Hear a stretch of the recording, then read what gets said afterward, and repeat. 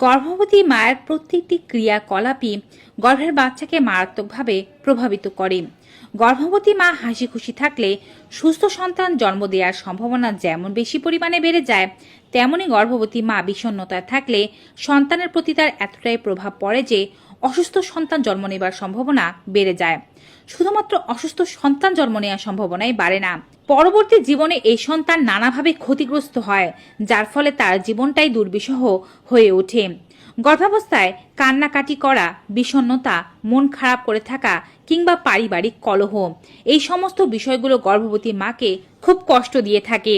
আজকের ভিডিওর মাধ্যমে আপনাদেরকে জানাবো গর্ভাবস্থায় কান্নাকাটি করা, বিষণ্ণতা কিংবা মন খারাপ করে থাকার ফলাফল কি, আর পারিবারিক অশান্তি ছাড়াও আর কোন কারণ গর্ভবতী মায়ের কান্না বা বিষণ্ণতার জন্য দায়ী। অনেক সময় পারিবারিক অশান্তি বা মনোমালিন্যের কারণে স্বামীর সাথে বা পরিবারের কারোর সাথে উচ্চ বাচ্চ হওয়ার কারণে গর্ভবতী মায়েরা মন খারাপ করেন কিংবা কান্নাকাটি করেন। এছাড়াও কিন্তু আরো অনেক কারণ রয়েছে, যেমন হরমোনের ওঠানামা। তিনটি বিশেষ হরমোন এ সময় আপনার শরীরে কাজ করছে: এস্ট্রোজেন, প্রোজেস্টেরন এবং এইচসিজি। এই হরমোনগুলো গর্ভবতী মহিলার মেজাজের উপরে প্রভাব ফেলতে পারে। এগুলো গর্ভাবস্থায় আবেগকে উদ্দীপ্ত করতে সাহায্য করে, যার ফলে কোনো কারণ ছাড়াই আপনার কান্না পেতে পারে। গর্ভাবস্থার শেষ 2 মাসে প্রোজেস্টেরন হরমোন আরো বেশি বেড়ে যায়, যা গর্ভবতী মহিলার মানসিক অবস্থাকে আরো বেশি দুর্বল করে তুলতে পারে।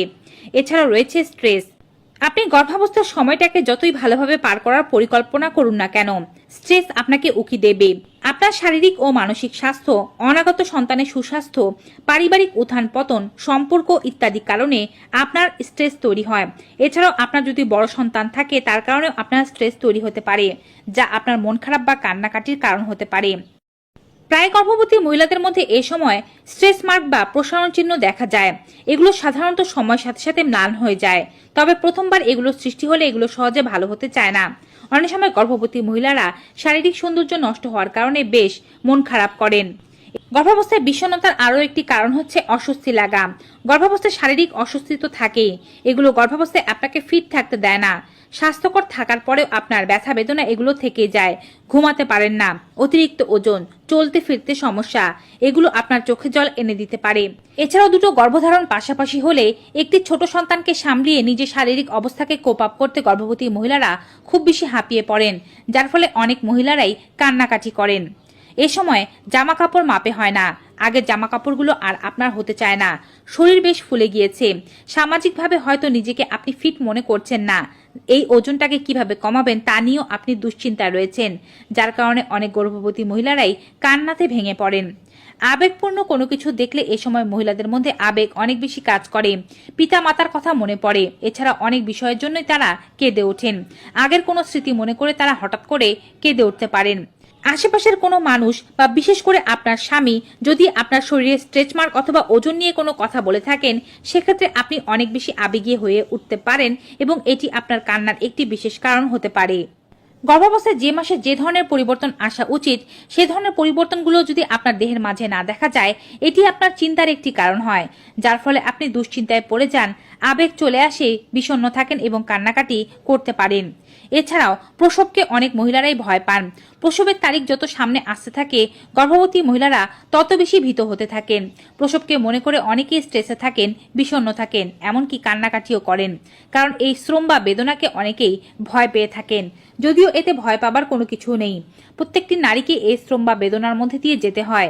আপনিও এই শ্রম বা বেদনাকে সহজেই পার করতে পারবেন, এ নিয়ে দুশ্চিন্তা করলে কোনো লাভই হবে না। তবে গর্ভবতী মহিলাদের কান্না করা, মন খারাপ করা অথবা বিষণ্ণতার এগুলোর চেয়েও বড় কারণ হচ্ছে পারিবারিক অশান্তি। অনেক সময় স্বামীর সাথে স্ত্রীর সম্পর্ক ভালো যায় না, অনেক সময় পারিবারিক মানুষেরা সহযোগিতা করেন না, নানা কারণে গর্ভবতী মহিলাকে খোঁটা দিতে থাকেন, কিংবা বিভিন্ন কারণে গর্ভবতী মহিলা স্ট্রেসে পড়ে যান পরিবারের মানুষের কারণে। হয়তো কখনো কখনো দেখা যায় যে গর্ভধারণ করার ফলে স্বামীর সাথে সম্পর্ক খারাপের দিকে চলে যাচ্ছে। এই সমস্ত কারণে গর্ভবতী মহিলারা বিষণ্ণ হন এবং কান্নাকাটি করেন। যাই হোক না কেন, এবারে বলছি গর্ভাবস্থায় কান্নাকাটি করলে গর্ভের বাচ্চার উপরে সেটি কিভাবে প্রভাব বিস্তার করে। শিশুর শারীরিক ও মানসিক বৃদ্ধি ক্ষতিগ্রস্ত হয়। বিষণ্ণতা গর্ভে শিশুর মস্তিষ্ক বিকাশে বাধা প্রদান করে থাকে। বিভিন্ন গবেষণা বলছে যে যদি কোনো মা খুব বেশি কান্নাকাটি করেন কিংবা বিষণ্ণতাগ্রস্ত থাকেন, সে সমস্ত মহিলাদের শরীরে স্ট্রেস হরমোন কর্টিসলের পরিমাণ বেড়ে যায়।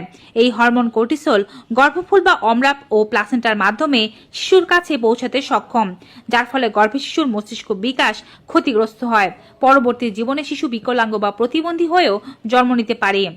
মা বিষণ্ণতায় ভুগলে সন্তান জন্ম লাভের পর ওই সন্তানের ঘুমের ব্যাঘাত ঘটতে পারে এবং এক পর্যায়ে সেও বিষণ্ণতার শিকার হতে পারে।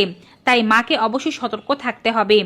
বিষণ্ণতায় ভুগছে এমন মায়েরা ঠিকমতো নিজেদের যত্ন নিতে পারে না, যেমন পুষ্টিকর খাবার গ্রহণ, নিয়মিত ঘুম, প্রিন্যাটাল চেকআপ ইত্যাদি করতে পারেন না, যার ফলে শিশুর বৃদ্ধি ক্ষতিগ্রস্ত হয়। বিষণ্ণতায় ভোগা মায়েদের শিশুরা অন্য শিশুদের তুলনায় কম প্রাণচঞ্চল পূর্ণ হয়। তারা অন্য স্বাভাবিক শিশুর মতো কথাবার্তা ও নড়াচড়া করতে পারে না। তারা দেরিতে কথাবার্তা শেখে এবং নড়াচড়া করতে পারে। জন্মের সময় বাচ্চার ওজন কম হয়ে জন্ম নেয়। যে সমস্ত মহিলাদের এই সমস্ত সমস্যা হয় তাদের বাচ্চার ওজন তুলনামূলকভাবে কম হয়। বিষণ্ণতায় ভোগা মায়েদের শিশুদের ওজন কম হওয়ার পাশাপাশি তাদের প্রি ডেলিভারি হয়ে যেতে পারে, অর্থাৎ প্রি ম্যাচিওর ডেলিভারি। 37 সপ্তাহের আগেই প্রসব বেদনা ওঠার মাধ্যমে বাচ্চার জন্ম হয়ে যেতে পারে। এই ক্ষেত্রে বাচ্চার মানসিক ও শারীরিক বিকাশ যথেষ্টভাবে ক্ষতিগ্রস্ত হয়। গর্ভাবস্থায় যে সমস্ত মায়েরা অতিরিক্ত বিষণ্ণতায় থাকেন, এটি মায়েদের জীবনেও সাইকোলজিক্যাল সমস্যা সৃষ্টি করতে পারে, যেমন বাচ্চার ক্ষতি করা, বাচ্চার যত্ন না নেওয়া, নিজের ক্ষতি করা, নিজের শিশুর জন্য নিজেকে ক্ষতিকর মনে করা ইত্যাদি সমস্যা দেখা দিতে পারে। যে সমস্ত মহিলারা বাচ্চা পেটে নিয়ে নানাবিধ শারীরিক সমস্যায় থাকেন, মন খারাপ করে থাকেন, কান্নাকাটি করেন, বিষণ্ণতায় ভুগেন, বাচ্চা হওয়ার পরেও তারা বিষণ্ণতা রোগে আক্রান্ত হন এবং বাচ্চাকে একটি যন্ত্রণা মনে করেন, বাচ্চার প্রতি তাদের মায়া মমতা কম পরিমাণে কাজ করতে পারে। বাচ্চা হওয়ার আগে বিষণ্ণতা যেমন একটি সমস্যা, বাচ্চা হওয়ার পরেও বিষণ্ণতা একটি রোগ। কোনো মহিলার মধ্যে বাচ্চা হওয়ার পরে বিষণ্ণতা দেখা দিলে বা বাচ্চাকে সহ্য করতে না পারার মতো সমস্যা দেখা দিলে দ্রুত ডক্টরের কাছে যাওয়া খুবই বেশি জরুরি। এক্ষেত্রে পরিবার সবচেয়ে গুরুত্বপূর্ণ ভূমিকা পালন করতে পারবে। পরিবারের স্নেহ, মমতা, ভালোবাসা গর্ভবতী মহিলাকে শক্তিশালী করে তোলে এবং বাচ্চাকে সঠিকভাবে যত্ন নিতে সাহায্য করে। বাচ্চা পেটে থাকা অবস্থায় স্বামীর সাথে মহিলার সম্পর্ক ভালো হওয়া খুব বেশি জরুরি। এই সময় মহিলার শারীরিক পরিবর্তন বা মানসিক পরিবর্তনগুলোকে কোনো প্রকারের নাটকীয়তা বা ভনিতা না মনে করে যদি পরিবারের লোকজন তাকে সাহায্য ও সহযোগিতা করেন, সেক্ষেত্রে কিন্তু সে সহজেই এই সমস্যা থেকে বের হয়ে আসতে পারে। ভিউয়ার্স, আজকের এই ভিডিওটি আপনাদের কাছে কেমন লেগেছে কমেন্ট বক্সে জানাতে ভুলবেন না। ভিডিওটি ভালো ও উপকারী মনে হয় থাকলে অবশ্যই বেশি বেশি মাত্রায় like, comment, share and subscribe. দেখা হবে আবার নতুন একটি ভিডিওতে নতুন কিছু উপকারী তথ্য নিয়ে। ততক্ষণ পর্যন্ত সকলে ভালো থাকুন, সুস্থ থাকুন। Goodbye and take care.